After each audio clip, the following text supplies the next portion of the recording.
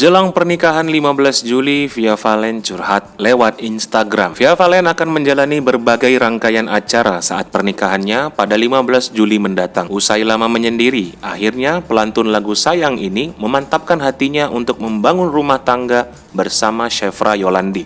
Tinggal menghitung hari, Via Valen akan melepas masa lajangnya dengan sang tambatan hati. Namun sebelum hari bahagia tiba, Via Valen akan menggelar pengajian terlebih dahulu. Proses pengajian Via Valen akan berlangsung pada hari ini, Rabu 13 Juli pada sore hari nanti. Jelang momen ini, sang biduan sempat curhat soal perasaan gugupnya. Dalam foto yang diunggahnya, Via Valen sempat mengunggah foto saat ia melakukan sesi prawedding. Perempuan kelahiran 1 Oktober 1991 ini berpose duduk dengan baju nikah, sementara sang calon suami menarik tangan sang biduan. Alhasil, warganet membanjiri kolom komentar unggahannya tersebut dengan menyampaikan doa serta harapan. Mereka berharap agar rangkaian pernikahan berjalan lancar dan kebahagiaan selalu meliputi keduanya.